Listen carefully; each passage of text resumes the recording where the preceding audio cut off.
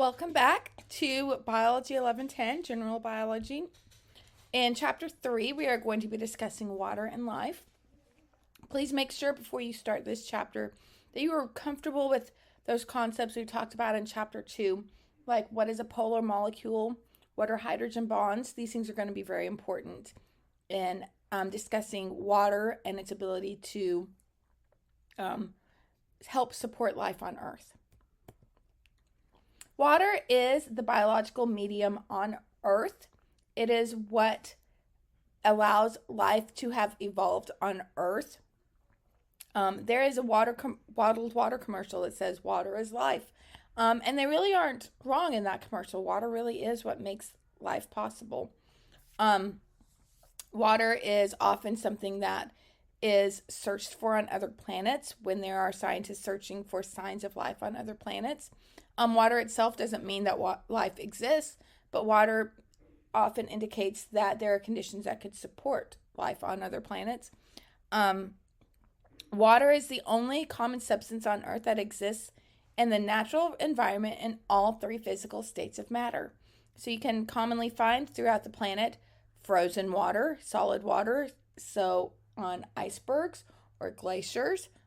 Sometimes when a lake freezes over and there's ice on the top of it when it snows or hails. Liquid water everywhere. Our oceans, our lakes, our rivers when they're liquid. And water vapor in its gaseous form.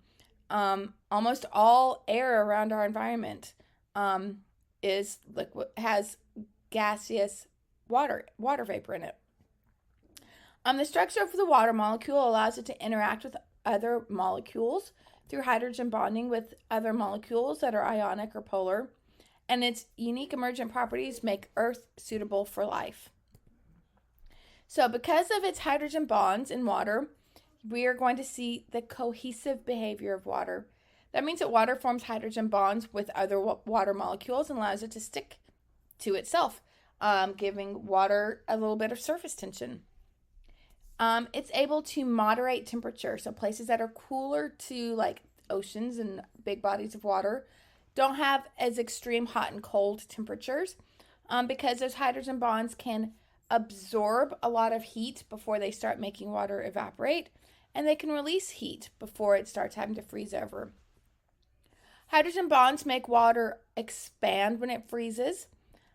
So solid water or ice expands, it takes up more space than those same molecules would when they're when they're liquid, which results in ice being less dense than water, so ice floats on liquid water.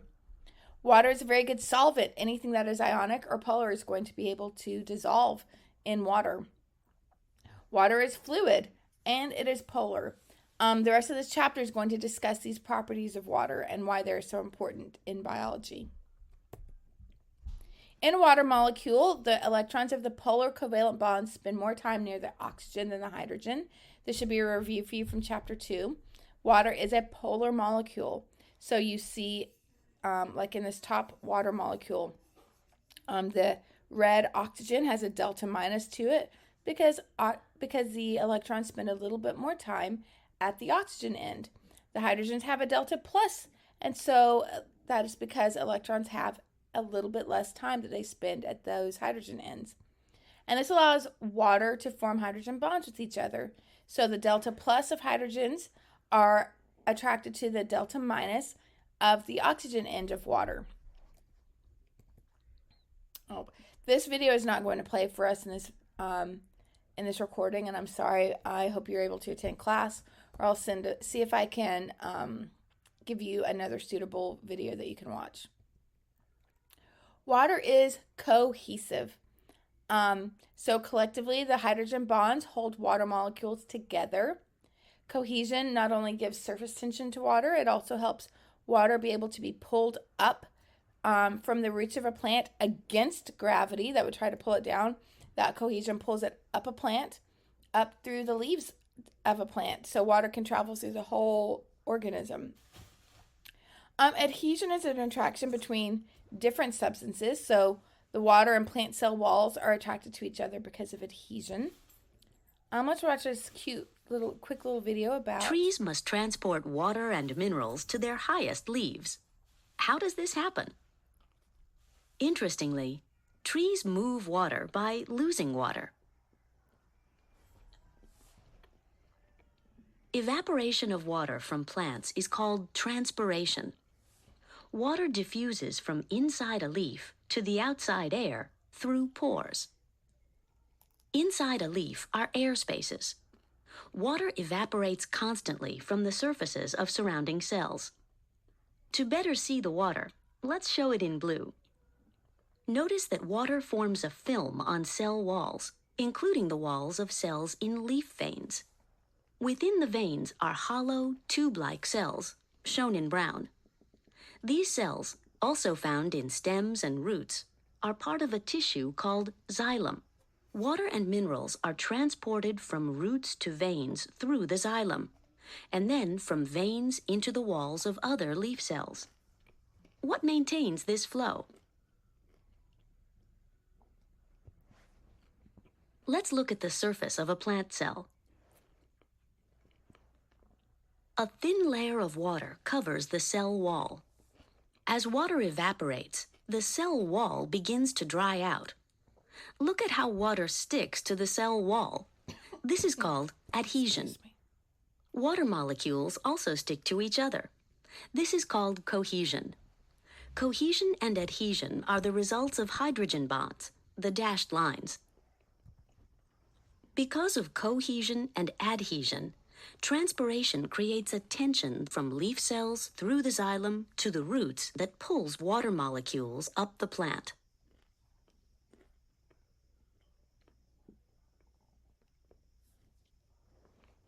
Now let's look at how water and minerals enter through the roots.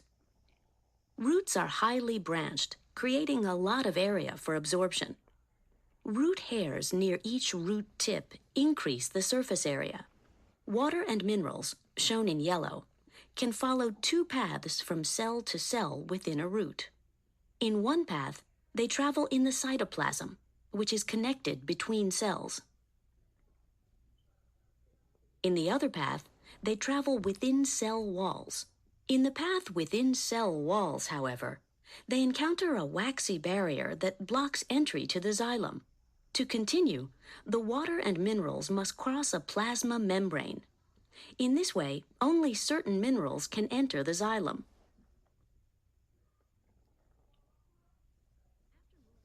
After moving into the xylem, water and minerals are pulled up to the leaves. Water evaporates from leaf cells into the air spaces inside leaves and exits through pores. And that's how water can reach the highest leaves of a tree. Okay, so please be able to describe to me what cohesion is, what adhesion is, and how adhesion and cohesion are formed from, like, what they have to do with hydrogen bonding of water, and describe to me how that's important in a plant to keep the plant alive. This is also another video that I can't play. If you're in class, you'll be able to watch it, and I hope I'll be able to give you a suitable replacement.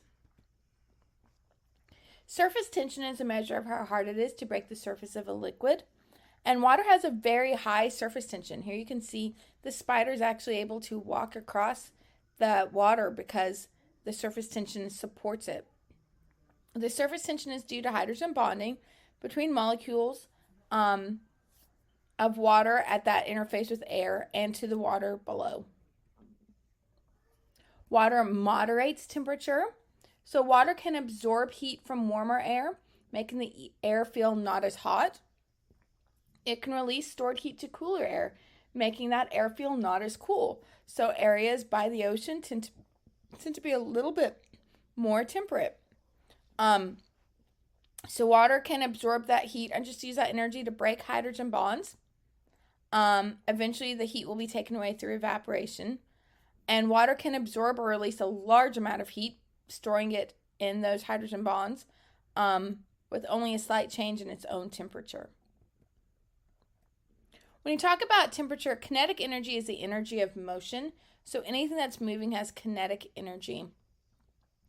The random motion of atoms or molecules is a type of kinetic energy called thermal energy. Thermal is telling you that movement of molecules is what is going to give it its temperature or its heat. Temperature is a measure of energy temperature is the average kinetic energy of the molecules in a body of matter. So as molecules are moving more quickly, they're going to have a higher temperature, and as their movement slows down, they'll have a lower temperature.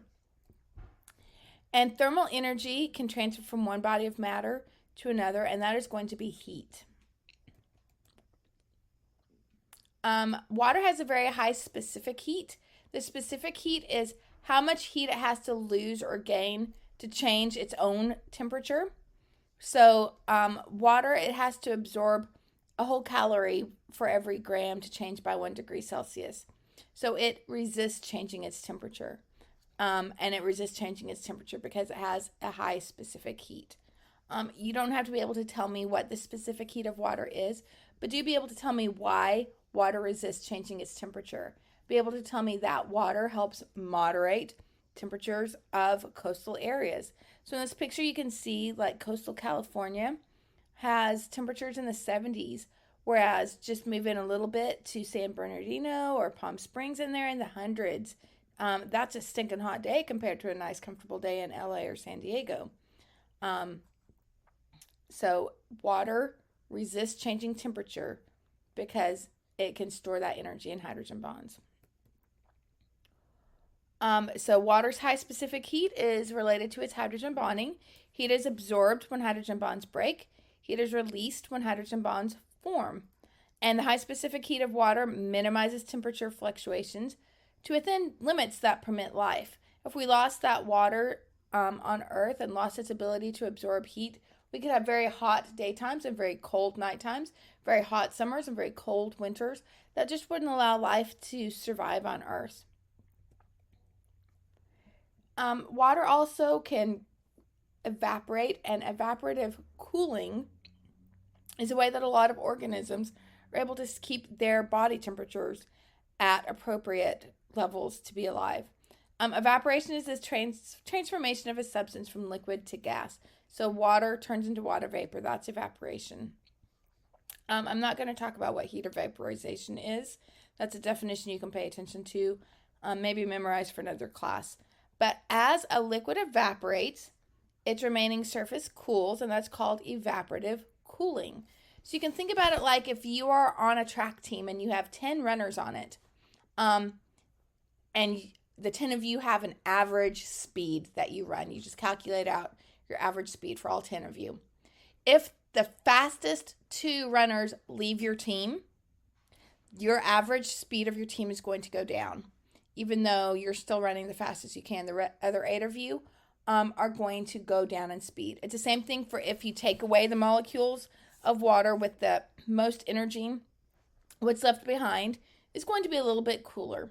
So as liquid water evaporates, it's the water molecules that are moving the fastest, have the most kinetic energy to them, that are leaving, allowing the remaining surface to be an average cooler. Evaporative cooling of water helps stabilize temperatures in organisms, so you sweat and release a lot of heat. And also in bodies of water, so that body of water stays more temperate temperatures to allow marine organisms to flourish. Okay, ice floats on water. I'm sure this is something you've observed. Whether you are pouring yourself a drink and put some ice cubes in and those ice cubes float, or if you've ever seen a frozen lake that the ice is frozen on top, not at the bottom. Ice floats in liquid water because the hydrogen bonds in ice are more ordered. So as water is floating around, those hydrogen bonds allow those molecules to get a little bit close together. All the way down to about 4 degrees Celsius. At 4 degrees Celsius, it's at its greatest density. So it's those water molecules are able to pack the closest they are. As you approach cooler than 4 degrees Celsius, down to 0 degrees Celsius, 0 degrees Celsius is the point where ice forms. Those hydrogen bonds kind of set in crystals that are a little bit more far apart. So water is more dense than ice. This means that ice floats. If ice sank, all bodies of water would eventually freeze solid, and life would be impossible on Earth. So that shape of water forming those hydrogen bonds, locking in that crystal structure of ice, allows life to flourish on Earth. One last slide we're going to talk, and then I'll make a second video for the rest of this chapter. Global warming is having an effect on global water. So many scientists are worried that global warming, this is something that is caused by carbon dioxide and greenhouse gases in the environment, forming kind of a blanket insulating the Earth and causing the entire globe to gradually get warmer. This is having a profound effect on icy environments around the globe. The rate at which glaciers and Arctic sea ice are disappearing is posing an extreme challenge to animals that depend on ice for their survival. You can see at the bottom of this slide. This slide was made in 2014, so it's been a good 8 years since this version of the book came out. And in those past 8 years, we've seen global warming occurring even more quickly and more strongly than we knew it would even just 8 years ago. So this threat is an increasing threat, something that maybe your generation will be able to tackle and make a better Earth for us. Okay, I'll see you back for the second part of this chapter, where we'll finish talking about properties of water and how they make life possible on Earth.